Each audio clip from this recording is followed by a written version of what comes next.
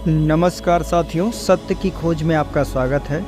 दोस्तों, वीडियो शुरू करने से पहले आपसे कहना चाहूँगा कि अगर अभी तक आप लोगों ने हमारे चैनल को सब्सक्राइब नहीं किया है तो सबसे पहले लाल वाले बटन पर क्लिक करके चैनल को सब्सक्राइब कर लीजिए और बेल आइकन को दबा दीजिए, जिससे हम जो भी वीडियो बनाएंगे सबसे पहले आपको मिल जाएगा। साथियों, आज के वीडियो में हम बात करने वाले हैं एक ऐसे बुद्ध विहार की जो कि आज के समय में उसको माता का मंदिर बना दिया गया है। लेकिन उससे पहले गुजारिश करना चाहूँगा कि अगर आप लोगों को मेरा कार्य अच्छा लग रहा है और आप लोग चाहते हैं कि ऐसे ही परस्पर कार्य हमारा चलता रहे, तो आप लोग हमें फाइनेंशियली सपोर्ट भी दे सकते हैं।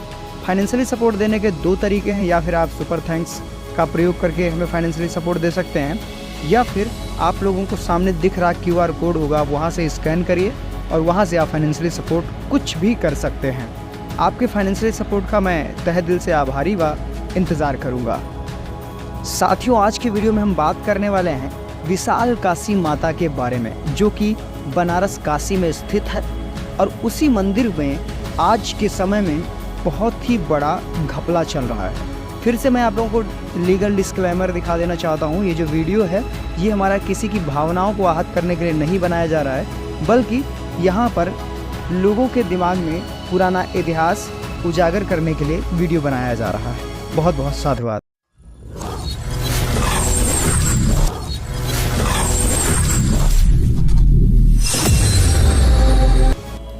साथियों, हमारा देश तथागत बुद्ध की विरासत से भरा पड़ा हुआ है।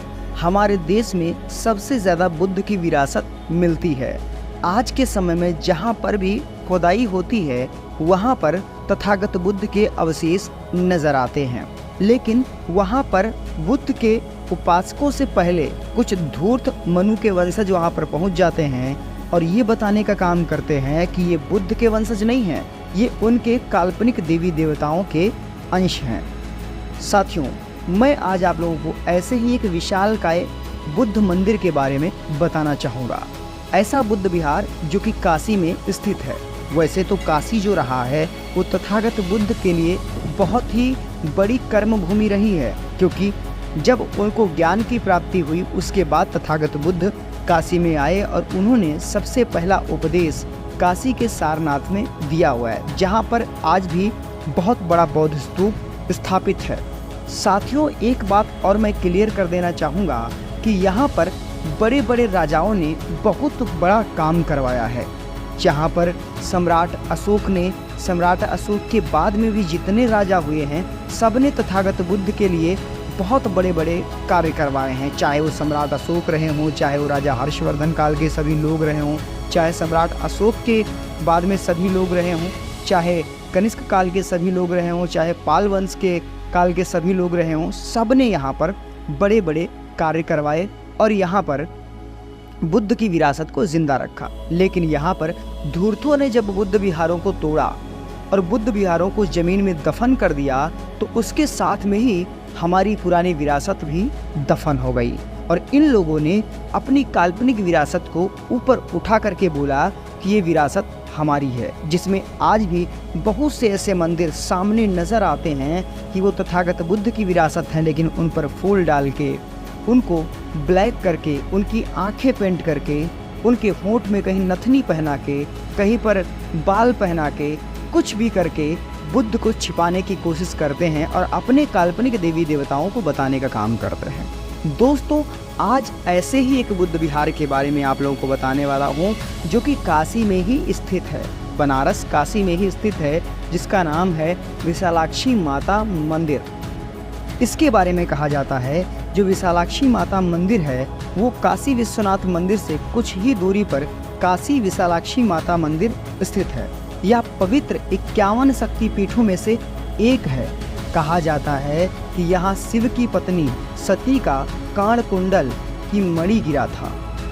इसके कारण इसका नाम मणिकर्णी शक्तिपीठ भी कहा जाता है। दोस्तों, ये इसका आधार बताया जाता है, लेकिन इसको मैं पूरी तरीके से इसलिए नकारता हूँ जब वहाँ की तस्वीरें देखता हूँ। आज उन्हीं तस्वीरों को लेकर के मैं आप लोगों के सामने आया हूँ। मैं इसलिए बोल रहा हूँ, आप उन तस्वीरों को ज़रा गौर से देखिएगा, उसके बाद में आप लोग खुद निर्णय लीजिएगा कि विरासत किसकी है, किसकी विरासत नहीं है। कि ये क्या बुद्ध नहीं है। आप लोग ज़रा इन तस्वीरों को गौर से देखिए। आप इस तस्वीर को देखिए जो कि खड़ी मुद्रा में ब्लैक पेंट की हुई मूर्ति, जो कि काले पत्थर की मूर्ति है, ये खड़ी मुद्रा में मूर्ति है जिसको फूल मालाओं से ढका गया है, लेकिन ऊपर से मुकुट ढका गया है और कानों को छिपाने के लिए मुकुट के जैसे कान भी लगाए गए हैं।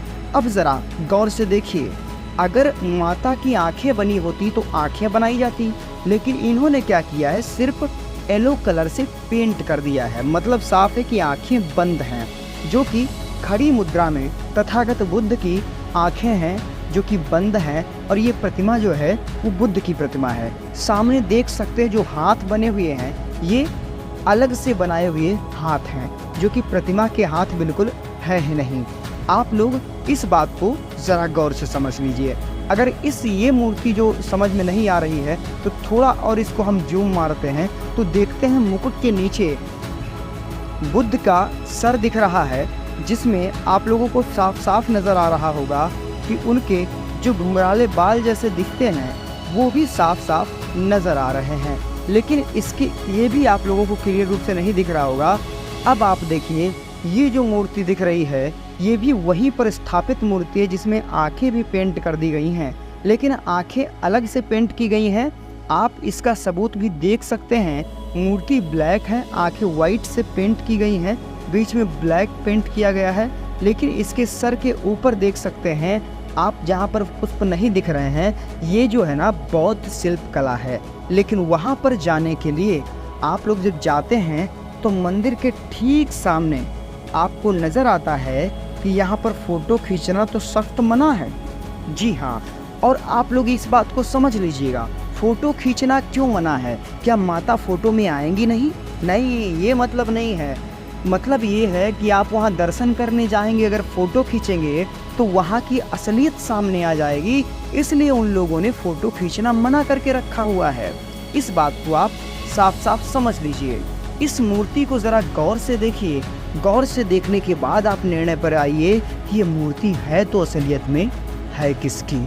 गौर करना, हमारे बौद्धों को इस मूर्ति को देखने के बाद में अब इस मूर्ति को देखिए और देख करके आप निर्णय पर आइए कि सच में ये मूर्ति किसकी है, जिसमें मस्तक पे बनाया हुआ चंद्र है,